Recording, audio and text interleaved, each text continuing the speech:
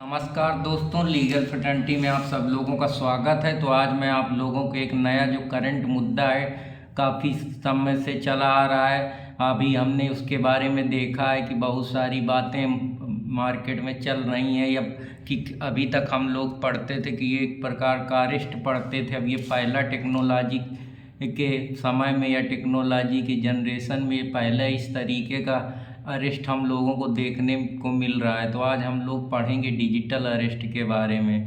ये digital arrest क्या होता है, इसकी वजह से क्या क्या प्रॉब्लमें हैं, कैसे कैसे जो साइबर अटैक हैं या जो साइबर क्रिमिनल्स हैं वो लोग डिजिटली अरेस्ट करते हैं, इनके बारे में मैं आप लोगों को आज पूरा डिटेल में लेक्चर दूंगा। तो कृपया आशा करता हूं कि आप लोग इसको पसंद करेंगे और मेरे चैनल को लाइक सब्सक्राइब करते रहेंगे।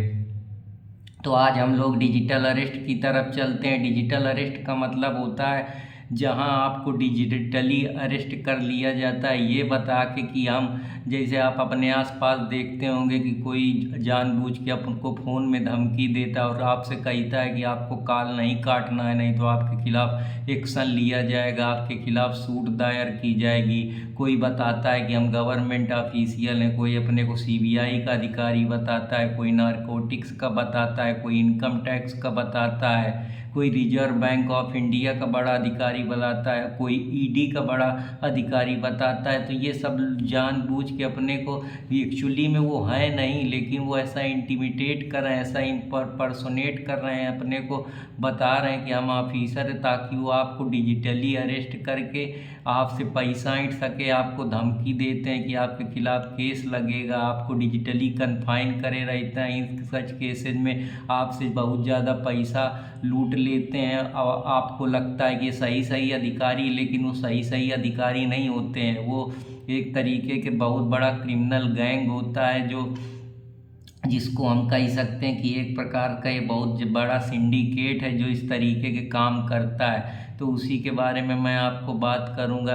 हालांकि इसके कोई प्रोविज़न हमारे अभी तक लॉ में नहीं दिए गए हैं, लेकिन अब ये नया कॉन्सेप्ट आया है तो भारत सरकार ज़रूर इसमें अमेंडमेंट करके इसको पनिशेबल ऑफेंस की कैटेगरी में डाली गई। ये नया अभी करंट मुद्दा उठा है तो इसके बारे में बातचीत हो रही है। इसमें रिसेंट केसेज में अभी ओसवाल के चेयरमैन, जो कि एक बहुत ही बड़े मैन्युफैक्चर टेक्सटाइल के क्षेत्र में उद्यमी है, वो इसके शिकार बने। उनको डिजिटली कस्टडी में रखकर उन जो क्रिमिनल्स थे या जो अपने को अधिकारी बताते थे एक प्रकार से क्रिमिनल्स, वो 7 करोड़ रुपया उन्होंने ट्रांसफ़र कर दिया। तो ये एक प्रकार का काफ़ी बड़ा मुद्दा है, जिसके बारे में जो हमारे cyber security, cyber threat, cyber warfare के लिए खतरा बनी हुई साइबर जो हमारी एक सोसाइटी है या साइबर इकोसिस्टम है, उसके लिए प्रॉब्लम क्रिएट कर रहा है। ये जो हमारा टेक्नोलॉजिकल एडवांसमेंट हो रहा है उसके साथ साथ ये प्रॉब्लमें भी आ रही हैं, चाहे वो ब्रूट डिक्शनरी की बात कर लो, या चाहे साइबर वारफेयर की बात कर लो, या अटैकिंग की बात कर लो, या डाटा एप्लीकेशन जैसे चीज़ों को रिमूव करना, थ्रीट करना, ब्रूट फोर्स डिक्शनरी का यूज करना, एसक्यूआरएल इंजेक्शन, ये सारी चीज़ें बड़ी समस्या क्रिएट कर रही हैं। या वीडियो कॉल के जरिए किसी से पैसा ऐंठना, तो ये सब हमारी जो साइबर सिक्योरिटी है उसके लिए भी खतरा बन रही है। तो हम डिजिटल इकोसिस्टम को मजबूत करने के लिए सरकार को बड़ी ज़रूरत है इन सारी चीज़ों का। अगर वो ऐसा नहीं कर पाती है तो भी एक समस्या है। तो Indian cyber crime coordination centre जो है वो इस तरीके के ऑनलाइन इकोनॉमिक क्राइम करने के लिए काफ़ी प्रतिबद्ध है, काफ़ी अपनी तरफ से पूरी तरीके से सचेत है, कॉशियस है, पूरा प्रॉपर केयर कर रही, मॉनिटरिंग कर रही हर सिस्टम में। जो भी साइबर थ्रेट आ रही हैं, साइबर उनको कोई ऐसी अनएक्सपेक्टेड या सस्पेक्टेड चीज़ दिखती है ऑनलाइन तो उसको तुरंत ब्लॉक करते हैं। तो ये एक प्रकार से क्राइम को कम्बेट करने में काफ़ी मदद करती है। तो बहुत सारे उसने जो फ्रॉडुलेंट अकाउंट बने हुए हैं, जैसे 1000 स्काइप के अकाउंट को उसने बंद करा है, जो कहीं ना कहीं इंसान को इंटीमेट करते हैं, धमकाते हैं, उनको ब्लैकमेल करते हैं, उनसे पैसा मांगते हैं, जिससे उनको शारीरिक दिक्कत, मेंटल प्रॉब्लम, हेल्थ की प्रॉब्लम, बहुत सारे में सुसाइड कर लेते हैं, फाइनेंशियल फाइनेंशियल लॉस, ये सारी चीज़ें एक्सटॉर्शन के जरिए उनके डिजिटली जो पैसा है अरेस्ट करते हैं, उसकी वजह से उनको अपने डिजिटली एसेट ट्रांसफ़र करने पड़ते हैं, कोई गोपनीय सूचना देनी पड़ जाती है। तो ये भी एक समस्या का विषय है। तो इस पे काफ़ी सख्त स्ट्रिक्ट लेने की ज़रूरत है गवर्नमेंट की तरफ से। जो हमारी साइबर सिक्योरिटी से रिलेटेड एजेंसियां हैं, पीपल भी सतर्क रहे, वो भी इस तरीके के जो ऑनलाइन कंप्लेन सिस्टम है, प्रॉपर एजुकेशन, इन सब की जानकारी है। अभी जो हमारी हाल ही में क्राइम रिपोर्ट इंडिया की आई, उसमें 24% जो इस तरीके के केसेज हैं वो बढ़े हैं। तो ये काफ़ी खतरे की चीज़ है। इसमें कॉमन मिथ यही है, लोगों को आज भी इंडिया में लगता है कि पासवर्ड नहीं तोड़ा जा सकता अगर स्ट्रांग पासवर्ड बना लिया जाए। लेकिन जो हैकर्स हैं, जो क्रिमिनल्स हैं इस क्षेत्र में, या हम कह सकते हैं डिजिटल क्रिमिनल्स हैं, वो बहुत शातिर हैं, उनको सब कुछ पता है। वो इतने पढ़े लिखे, इतने ट्रेंड हैं सिक्योरिटी के मामले में, इंफॉर्मेशन टेक्नोलॉजी के क्षेत्र में, कि वो सब चीज़ें अधिकतर जानते हैं। उनका यही काम ही है बग ढूंढना। इस तरीके से वो आपकी जो सिक्योरिटी है उसको ब्रीच कर देते हैं, चाहे डाटा एप्लीकेशन की हो, चाहे डाटा इंफॉर्मेशन की कोई बात हो, या कोई आपका इम्पोर्टेंट एप्लीकेशन हो, डाटा हो, सॉफ्टवेयर का कोई ब्रेक करना हो, उनको सब पता है। तो इस वजह से प्रॉब्लम बढ़ती जा रही है। जैसे जैसे अर्बनाइजेशन हो रहा है, सोसाइटियाँ एडवांस हो रही, ग्लोबलाइजेशन आ रहा है, उसकी वजह से ये समस्याएं भी क्रिएट हो रही हैं। इसकी वजह से बहुत ज़्यादा जो मामले होते हैं पायरेसी के, ऑनलाइन जो कोई किसी का डाटा चोरी कर लेता है, कॉन्फिडेंशियल इंफॉर्मेशन ले लेता है, जिसकी वजह से उस सिक्योरिटी और इंटीग्रिटी के लिए भी हमारे इंडिया को खतरा है। तो ये जो हमारी डिजिटल इकोसिस्टम मजबूत करने की हमको बहुत प्रॉपर ज़रूरत है। अगर ऐसा नहीं हुआ तो भी ये समस्या का एक विषय बन जाएगा। तो आशा करता हूँ कि आप लोगों को ये समझ में आया होगा। अब हम लोग साइबर सिक्योरिटी की बात करें तो जो टेक्नोलॉजी के क्षेत्र में कुछ इम्पोर्टेंट मीजर लिए जाते हैं जिससे हम साइबर अटैक को कम कर सकें, मिटिगेट कर सकें, उनके जो प्रिवेंशन, जो आने वाली चैलेंजेज हैं या दिक्कतें हैं ऑनलाइन, उसमें चाहे वो साइबर स्टॉकिंग हो, चाहे बुलिंग हो, चाहे साइबर पार्नोग्राफी हो, चाहे इकोनॉमिक ऑफेंसेज हो, चाहे डिजिटली किसी को एक्सटॉर्शन करना हो, किसी को एक तरीके से उसको धमकाना हो, परेशान करना हो, पैसा वसूलना हो, ये सारी चीज़ें तो ये ऑनलाइन या डिजिटल जो हम लोग फ्रॉड करते हैं या कोई ट्रांजैक्शन से रिलेटेड फ्रॉड करते हैं, तो ये सारी चीज़ों को कम करने के लिए सरकार के साथ साथ इंडिविजुअल को भी पूरी तरीके से कौशन और विवेक के साथ काम लेना पड़ेगा। प्रॉपर एजुकेशन, प्रॉपर मैनेजमेंट उन चीज़ों का, और डिजिटली जो सिस्टम है उनके प्रति प्रॉपर अवेयरनेस बहुत ज़रूरी है। जैसे आजकल फिशिंग अटैक होता है, जहां आपकी इम्पोर्टेंट जो भी डाटा या इंफॉर्मेशन है, इम्पोर्टेंट चीज़ चुरा ली जाती है, स्टील कर ली जाती है, जो आपके ऑर्गेनाइजेशन को खतरा, आपके प्रॉफिट को खतरा, और सबसे ज़्यादा कि आपकी जो लॉस हो रहा है इकोनॉमिक। तो ये सारी चीज़ें जिससे आपका जो एक ट्रस्ट है वो एक तरीके से आपके अंदर ट्रस्ट जो बनना चाहिए वो नहीं बन पा रहा है। आपको कहीं ना कहीं लगता है कि अभी जो ऑनलाइन सिस्टम है वो प्रॉपर तरीके से अपडेट नहीं है, आपके जो चीज़ें उनको प्रोटेक्ट नहीं कर पा रहा। लेकिन जो क्रिमिनल है वो भी तो काफ़ी एडवांस हैं। तो इस वजह से ये सारी चीज़ें, एक मैन मिडिल नेटवर्क होता है जहाँ आप कोई भी बात कर रहे होते हैं, आपको लगता है कि वो सिर्फ आप दो ही लोगों के बीच चल रही, लेकिन वो बीच में जो कम्युनिकेशन होता है उसको अल्टर करके आपकी इम्पोर्टेंट इंफॉर्मेशन, इम्पोर्टेंट गोपनीय जानकारी, इम्पोर्टेंट जो सेंसिटिव इंफॉर्मेशन है उन तक पहुंच जाती है, जिससे वो आपकी आगे की रणनीति समझ जाते हैं और आपके साथ इस तरीके के फ्रॉड या इम्बेजलमेंट, पैसे का लेकर या धमकी, इस तरीके की चीज़ें आने लगती हैं। फिर एक पासवर्ड अटैक होता है जहां उनको पासवर्ड पता होता है या वो एक तरीके से सिग्नल मिलाते हैं या क्यू इस्टेब्लिश करते हैं, उसकी वजह से वो पासवर्ड तोड़ने में सक्षम हो जाते हैं। एक विशिंग अटैक होता है। विशिंग अटैक में ये होता है कि वो आपकी इम्पॉर्टेंट जो इन्फॉर्मेशन है उसको रिवील करने में, उसको चुराने में काफ़ी मददगार होती है। उनको इतना पता होता है कि कैसे प्रॉपर इन्फॉर्मेशन मिल पाएगी।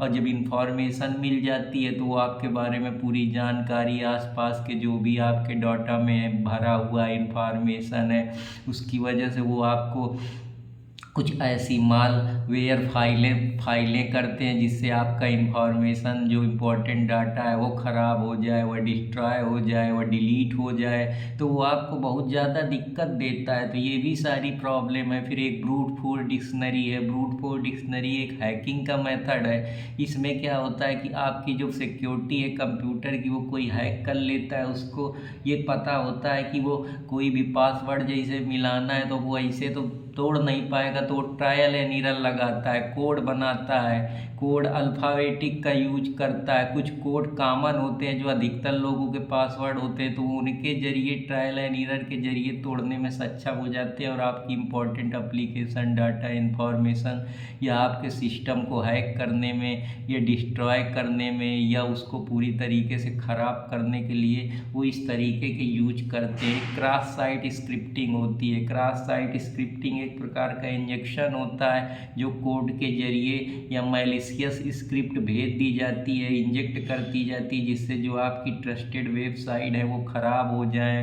वो क्रैश हो जाए।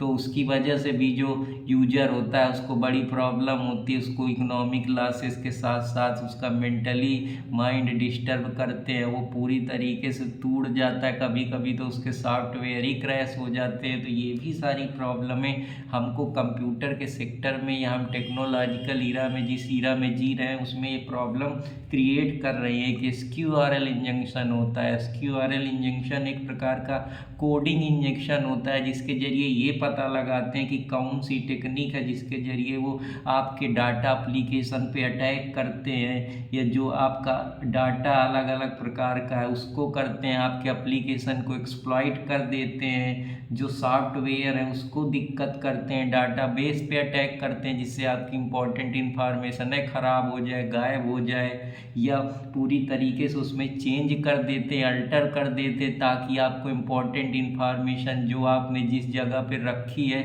वो ना मिल पाए। तो एक तरीके से या पूरी तरीके से डाटा को कम्प्लीटली डिस्क्लोज कर देते हैं ताकि दूसरे लोगों तक सारी इन्फॉर्मेशन पहुंच जाए। आपकी पर्सनल चीज़ें, प्राइवेट चीज़ें, ऑर्गेनाइजेशनल चीज़ें, जितनी चीज़ें हैं वो सब पूरी इन्फॉर्मेशन उनके पास पहुंच जाती है और वो कहीं ना कहीं डायरेक्टली या इनडायरेक्टली आपको ऑपरेट करने लगते हैं और आपको पता ही नहीं चलता कि सारा सेंसिटिव नॉलेज उनके पास ऑलरेडी मौजूद है।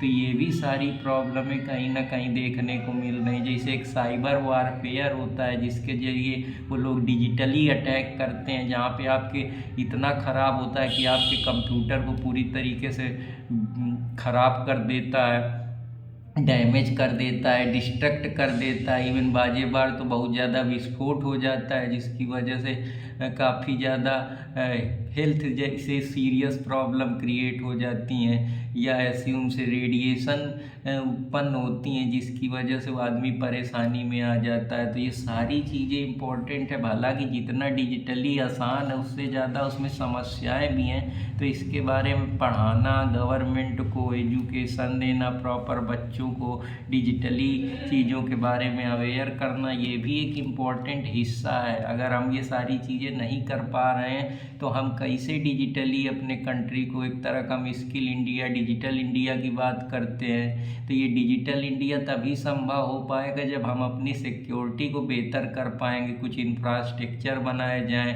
जो हमारी इंफॉर्मेशन टेक्नोलॉजी कंपनियां हैं वो प्रॉपर गाइडेंस दें, नई नई जो टेक्नोलॉजी विदेशों में यूज की जाती हैं वो प्रॉपर प्रैक्टिसेस इंडिया में अपनाई जाए, प्रॉपर इंफ्रास्ट्रक्चर स्कूल खोले जाएं, कंप्यूटर साइंस के जो बच्चे उनको एडवांस में पढ़ाया जाए, प्रॉपर इंफ्रास्ट्रक्चर हो, स्टार्टअप कल्चर हो, साथ ही साथ जो ट्रांसफॉर्मेशन है नॉलेज का वो बेहतर होता रहे। जो हम टेक्नोलॉजी में अभी पीछे हैं उस पर सरकार और इन्वेस्ट करे, बजट उस पर बेहतर बनाया जाए तो हम इन चीज़ों से निकल पाएंगे।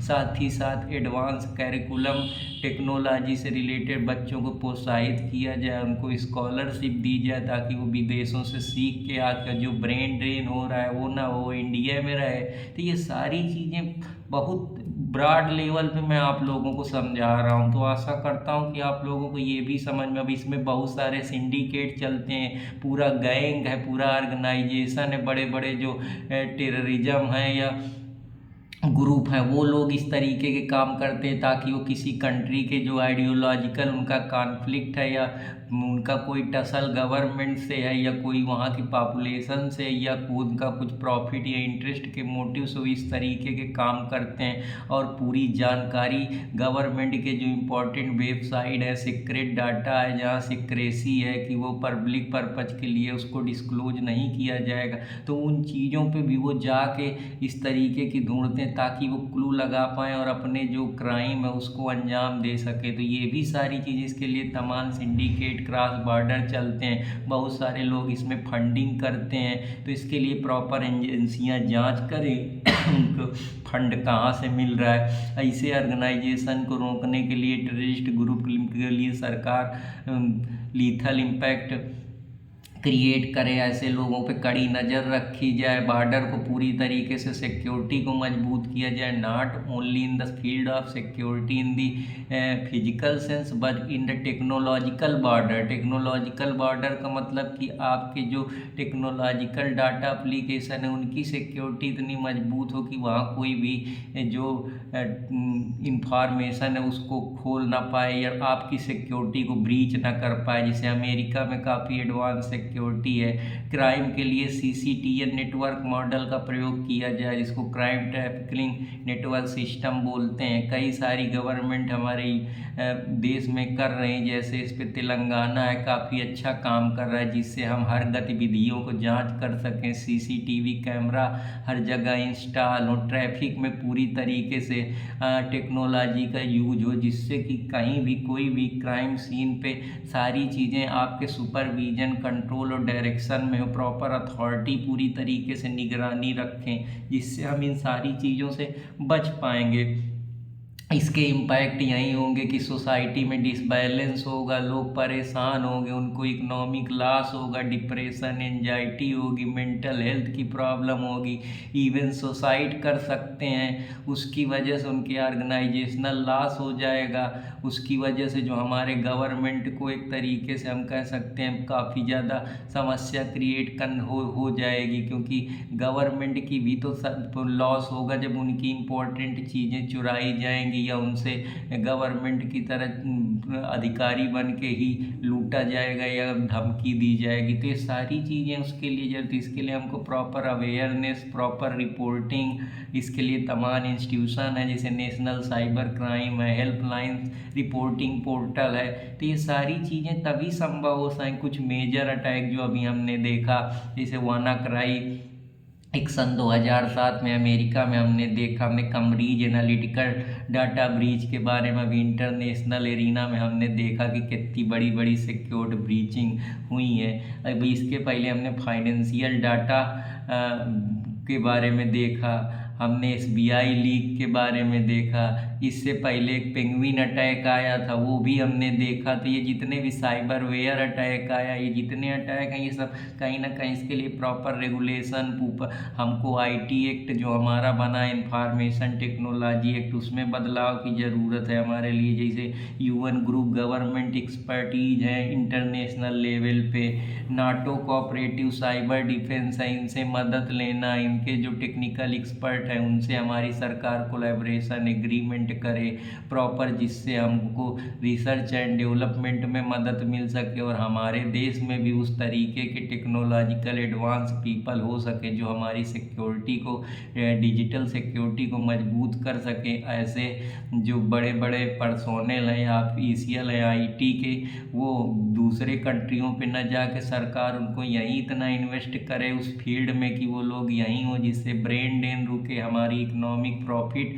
जो दूसरे कंट्रियों पे जाता है वो यहीं रहे, जिससे हम और बेहतर डिजिटली क्षेत्र में परफॉर्म कर सकें। हमको अपने IT एक्ट में अमेंडमेंट करने की ज़रूरत है, चाहे वो सेक्शन 43 हो, चाहे 66 हो, चाहे 66B हो, चाहे 66C हो, चाहे 66D हो। नेशनल साइबर सिक्योरिटी पॉलिसी बनाई जाए जिस पे सारे जितने भी साइबर रिलेटेड प्रॉब्लम है उनको दूर करने में मदद मिल सके।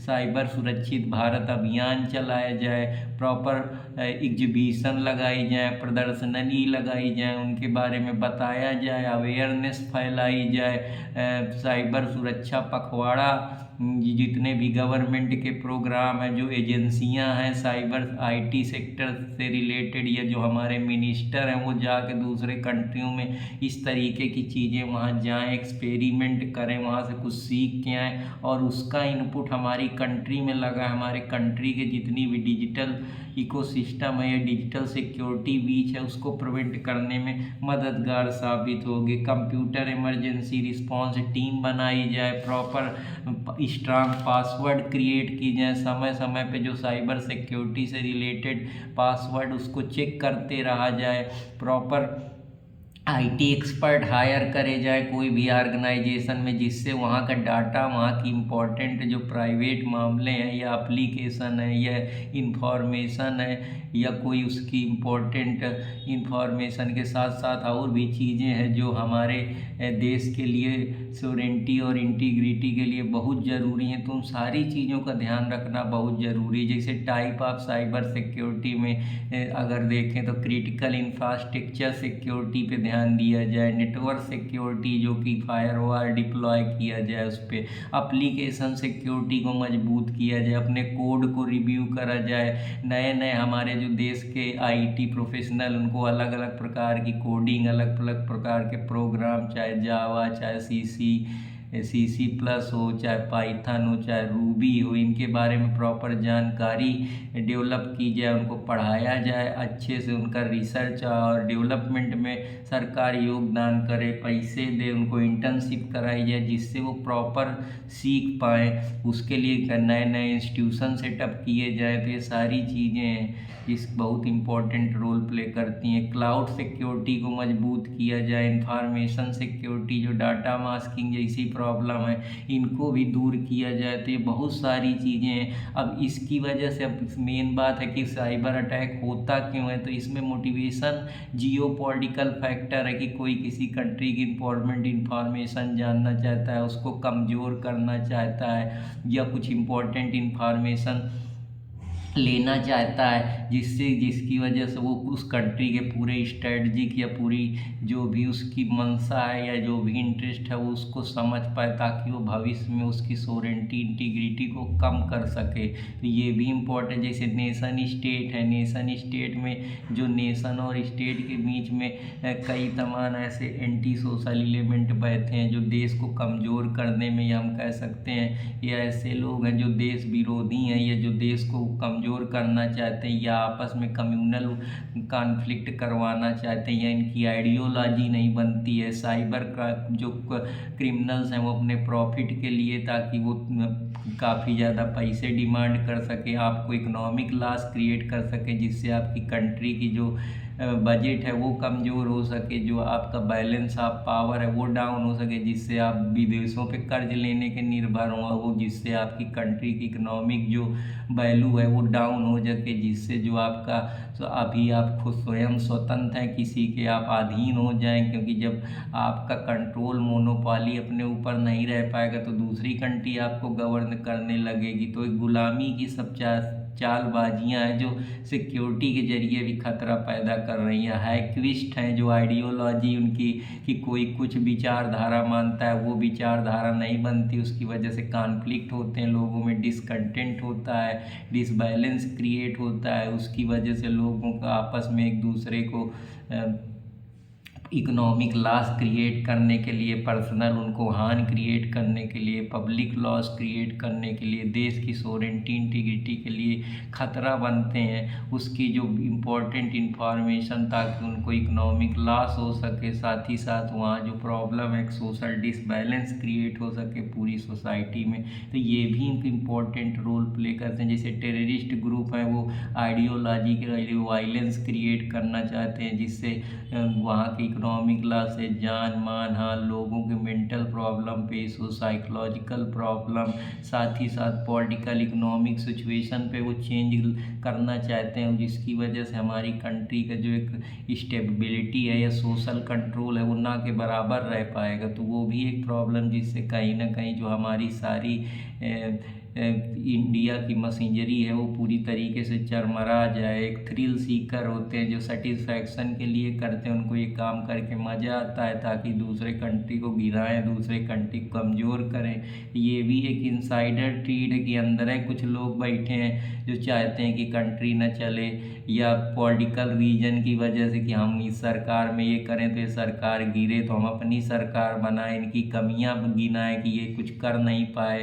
तो ये भी सारी प्रॉब्लम है जो एक तरीके से सरकार बनाने के लिए या डिप्लोमेसी जो करते हैं या कोई वायलेंस क्रिएट करने की वजह से या अपना वर्चस्व बनाने के लिए, ताकि वो एक्चुअली में जो स्टेट में एक इस्टेब्लिश डेमोक्रेसी है या एक इस्टेब्लिश गवर्नमेंट है उसको गिरा के वो अपना राज्य बना सकें, या प्राइवेट इंडिविजुअल जो सरकार के खिलाफ कुछ ऐसे जिनको सरकार ने कभी ध्यान नहीं दिया है, या डिप्राइव या मार्जिनल सेक्शन के सोसाइटी या ऐसी सोसाइटियाँ हैं जो कहीं ना कहीं डायरेक्टली या इनडायरेक्टली स्टेट के खिलाफ वायलेंस करती हैं, जैसे कि नक्सलाइट हो गया या कोई टेररिज्म ग्रुप हो गया जो सरकार के पॉलिसी आइडियोलॉजी के अगेंस्ट में चलते हैं। तो ये सारी चीज़ें इम्पोर्टेंट हैं। या ऐसी प्रजातियां जो अभी तक सरकार जिनको पूरी तरीके से सोशल इकोनॉमिक राइट नहीं प्रोवाइड कर पाई, या कोई उनके खिलाफ पहले कुछ ऐसा एक्ट करी है जिससे वो सरकार के खिलाफ खफा है, तो वो जो एक स्टेटस क्यू की पॉलिसी चली आ रही है उसको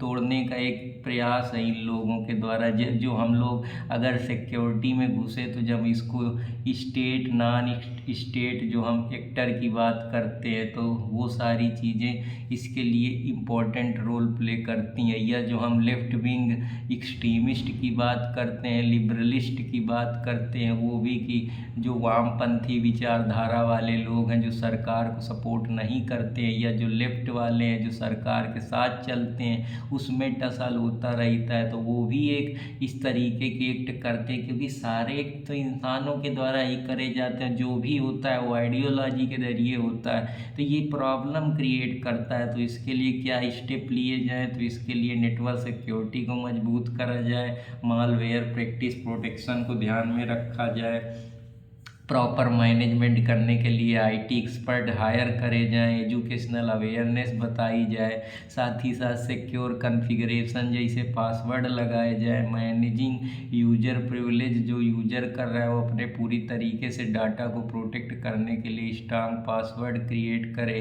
प्रॉपर उसकी निगरानी करता रहे, समय समय पे अगर कोई भी इंफॉर्मेशन से रिलेटेड रिस्क है तो उसके लिए अलर्ट लगाए। तमाम ऐप हैं जो इस तरीके की चीज़ें बनाते हैं, इंफॉर्मेशन रिस्क मैनेजमेंट डिजाइन का यूज करें, प्रॉपर समय समय पे लोगों से जो उस फील्ड के एक्सपर्ट हैं उनसे जानकारी लेता रहे, तभी हम इन चीज़ों से बच पाएंगे। तो ये डिजिटल अरेस्ट तो एक माध्यम है कि आपसे पैसा ऐंठने का, लेकिन ये पूरा डिजिटल अरेस्ट आपकी सिक्योरिटी ब्रीच के कारण ही हो रहा है। कौन से security breach? Digital security breach. अगर ये सिक्योरिटी ना ब्रीच होती तो अगर हमको पता चल जाता कि ये स्कैमर की कॉल है कहाँ से आई है, या हमको सारी चीज़ें पता चलता हम पहले ही जान जाते, लेकिन कहीं ना कहीं अभी हम इतने एडवांस नहीं है कि हम जो कॉल कर रहा है उसका नाम पता चल रहा है, कहाँ से है, क्या उसकी आइडेंटिटी है। तो एक तरीके से जो प्राइवेसी है वो बनी हुई है। तो ये जो कॉन्फिडेंशियलिटी अगर खुल जाए या ओपननेस हो जाए चीज़ों में, और तो हम और बेहतर चीज़ों को कर पाएंगे। तो ये डिजिटल अरेस्ट के बारे में मैं आप लोगों को काफ़ी डिटेल में बता दिया हूँ, तो आशा करता हूँ कि आप लोगों को ये समझ में आया होगा। अगर समझ में आया तो कृपया अर्पित कुमार इलाहाबादिया को लाइक करते रहें, सब्सक्राइब करते रहें। ये आप लोगों के लिए मैं एक टॉपिक लाया हूँ, आप लोग लाइक सब्सक्राइब करेंगे तो मैं आप लोगों के लिए और वीडियो बनाने का हौसला मिलता रहेगा। तो फिर आप लोगों के लिए कुछ नया करंट मुद्दा अगर चलेगा कोई अच्छा तो लेकर आऊँगा।